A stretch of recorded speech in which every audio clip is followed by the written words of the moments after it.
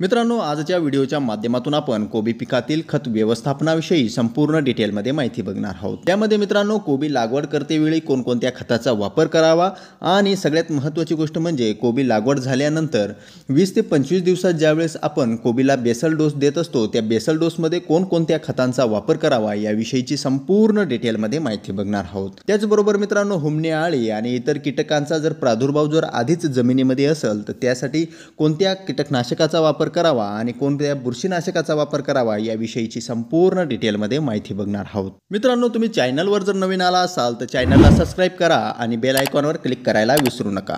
मित्रांनो, हा व्हिडिओ अत्यंत इन्फॉर्मेटिव्ह असल्यामुळे शेवटपर्यंत नक्की पहा। मित्रांनो, कोबी पिकामध्ये खत व्यवस्थापन करत असताना खर्चाची गोष्ट नेहमी लक्षात ठेवणं गरजेचं आहे। त्यामध्ये कमीत कमी खर्च करणं गरजेचं आहे, कारण की मित्रांनो, कोबी या पिकामध्ये बाजारभावाची कुठल्याही प्रकारची गॅरंटी नसते। त्यामुळे मित्रांनो, कमीत कमी खर्चात कशा प्रमाणे आपल्याला उत्पादन जास्तीत जास्त घेता येईल याकडे आपलं लक्ष देणं नेहमी गरजेचं असतं।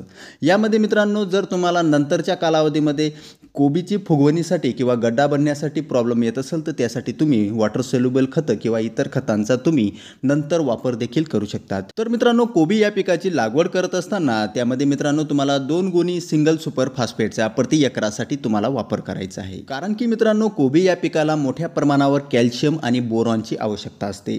जर मित्रांनो कोबी पिकामध्ये कॅल्शियमची जर कमी निर्माण झाली तर त्याच्यामध्ये रिंग करपा, मडक्या रोग जो असतो म्हणजे पानाच्या रिंगने साईडने जो करपा येत असतो ते देखील बोरान आणि कॅल्शियमच्या कमतरतेमुळे आपल्याला हे रोग झालेले दिसतात। त्यामुळे मित्रांनो, ज्यावेळेस तुम्ही लागवड करत असता त्यावेळेस जर सिंगल सुपर फॉस्फेटच्या 2 गुणींचा जर वापर केला तर यामधून तुम्हाला कॅल्शियमची जी मात्रा आहे ती योग्य प्रमाणामध्ये कोबीला भेटणार आहे। त्याचबरोबर मित्रांनो, कोबी लागवड झाल्यानंतर ज्यावेळेस तुम्ही 20 ते 25 दिवसामध्ये कोबीला ज्यावेळेस बेसल डोस देणार आहात, त्या बेसल डोसमध्ये तुम्हाला DAP म्हणजेच 1846 या खताचा प्रति एकरी 50 ते 55 किलो तुम्हाला DAP म्हणजे डाय अमोनियम फॉस्फेटचा वापर करायचा आहे।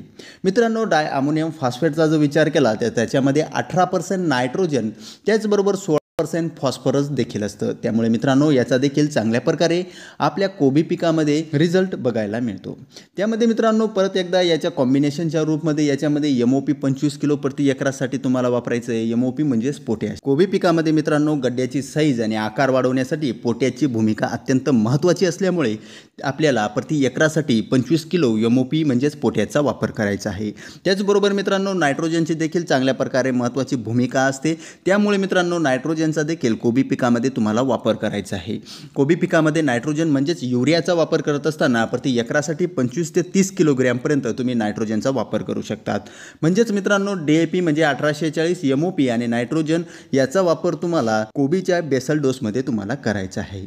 त्याचबरोबर मित्रांनो, सगळ्यात महत्त्वाची गोष्ट म्हणजे अशी की जर तुमच्या शेतामध्ये हुमणी, आळी, इतर जे जमिनीतील जे कीटक आहेत किंवा त्याच्यामध्ये ती दुसरी कोणती तपकिरी रंगाची जी आळी असते ती जरी असेल तर त्यामध्ये मित्रांनो त्या डोजमध्ये तुम्ही रिएजंट या कीटकनाशकाचा वापर तुम्हाला करायचा आहे।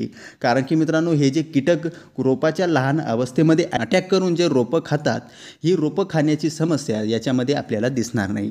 त्यामुळे मित्रांनो, प्रति एकरासाठी तुम्हाला रिएजंट कीटकनाशकाचा वापर करायचा आहे। रिएजंट कीटकनाशकाचा वापर करत असताना 3 किलोग्रॅम प्रति एकरासाठी तुम्हाला वापरायचं आहे।